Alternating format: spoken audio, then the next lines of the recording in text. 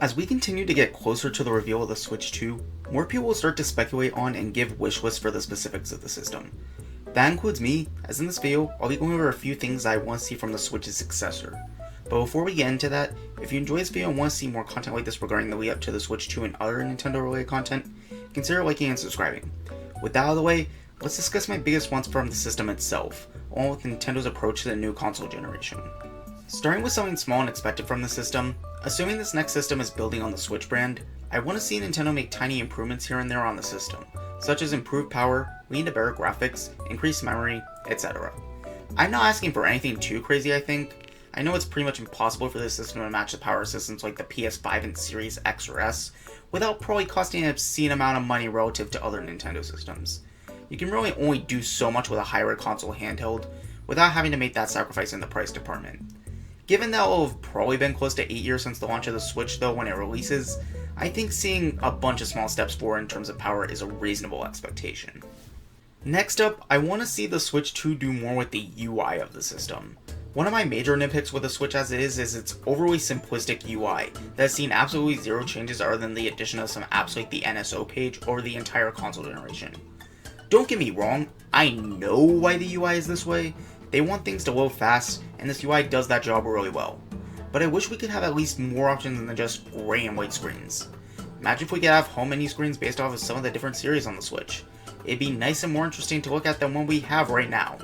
I'm not even asking for music, although I'd love that too since I have nostalgia tinted glasses on when I look at the Wii and Wii U. Look, I know I'm not an expert on making a gaming system or anything, but I think that Nintendo can put back some of that soul into something as simple as a menu and still have things load up fairly quickly. I have faith in them to be able to figure that out. I've talked about it before when talking about the Switch, but its launch lineup is pretty bare bones. Not to insult any of these other games, well, at least for the most part, but other than Breath of the Wild, there's not a major system seller here. Think about it, would the average gamer, not Nintendo fan, but gamer, buy the Switch 2 on launch if it had a lineup like this? I'd wager likely not.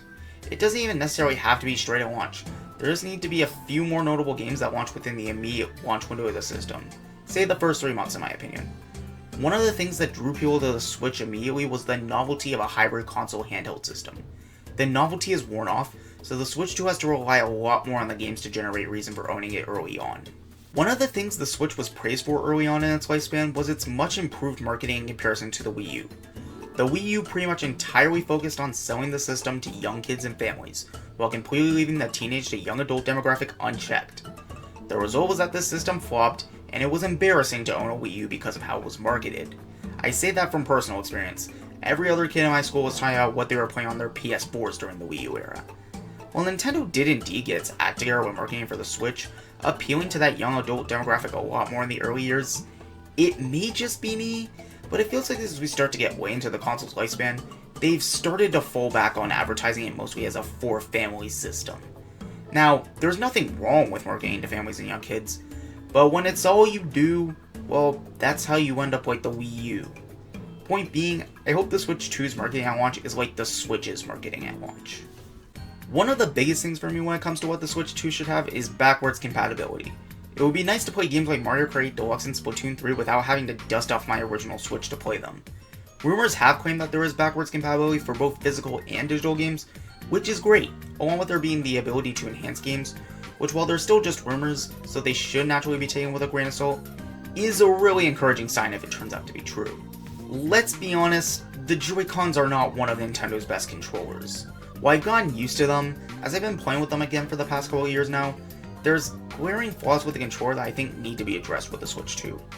First off, many people have stated the buttons are too small, and yeah, just looking at them, I think even people who have gotten used to the controller can understand how that might be a problem. But the second, and much more notorious issue, is Joy-Con drift. Now, as I stated, I've played with Joy-Cons again for about a couple years now. I have 2 pairs, and miraculously, neither of them shown any signs of drifting yet. Fingers crossed. So maybe it's improved? That being said, I've still seen some people bring up the drift every now and again, and it's an issue that might need to be more deeply looked into if the Switch 2 is possibly revising the design of Joy-Cons. I know it's kind of a given that with any hit system, there will be a lot more devs spraying to put out their shovelware to try and capitalize on it, so the increase in low quality games on the Switch like with the Wii, is inevitable. But when I look at the Nintendo Switch eShop sometimes, I wonder, so what are the quality control standards with this thing, and do they even exist? Back in the earlier days of the system, there would literally be devs who pretty much permanently set their games on sale, for as little as a penny. If you're wondering why the new minimum for a game on the eShop is $1.99 for games, that is why. This problem could be remedied if Nintendo had people more actively going out of their way to maintain quality control on the eShop, rather than having 20 versions of the latest hentai game filling up the top of the new releases and on-sale categories of the eShop. I'm sure some form of quality control does exist, and I don't wish to be insulting to anyone who may take part in that process, but it clearly needs to be more strict, since what we have now is pretty bad, to put it bluntly. If we're going to be charged for online now, it needs to be better than what we have right now. First off, as a minimum, every retro game currently on the NSO service should be carried over to the Switch 2 at launch. Secondly, and more importantly, the quality of the online needs to be improved. Nintendo's never been known for having the greatest quality online. I mean, just ask Smash Bros. Fans how their history with online play has been. But to reiterate, we're now paying for it, so I think it's reasonable to expect that some of that money should go into improving the online infrastructure. Whenever I see an NSO is good now video pop up, I just kind of groan, because what I feel like is really mad in those videos is, NSO is worth it, but trust me when I say it's not because of the online. Yes, Nintendo Switch Online, in my opinion, is worth it. But that's not because of the online, but rather the benefits you get from having the online. They need to obviously keep building on the benefits, but the main thing we're paying for in the first place should be where we see the most improvements in the next console generation. Sadly, I highly doubt this will be the case. Last, but not least, my biggest hope for the Switch 2's lifespan is to just see a Nintendo that's going out guns blazing from day one.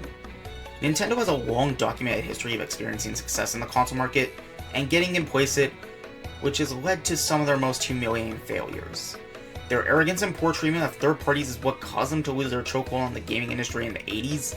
Their insistence on continuing to market to the casual audience is what caused the debacle that was the Wii U. And there are more instances, but I think going over all of them would be overkill and make this segment of the video longer than it needs to be. For what it's worth, there was that interview from a few years ago where Furukawa did echo the sentiment, acknowledging Nintendo has a pretty up and down history when it comes to the gaming industry, and that they need to make sure they are properly building upon the Switch's success. However, one, that interview, as I said, was a few years ago, and two, it's easy to say things like that, but to actually act upon those words is a whole different beast. If Nintendo continues to fight tooth and nail for success in the Switch 2 era, then I have little doubt they'll have another successful system on their hands, even if it's not quite to the level that the Switch has had. With that all being said though, those are my biggest wants for the Switch 2. Do you agree with my wants? Is there anything not mentioned here that you want to see from the Switch 2? Let me know your thoughts in the comments. Thanks for watching, and I hope you have a great day.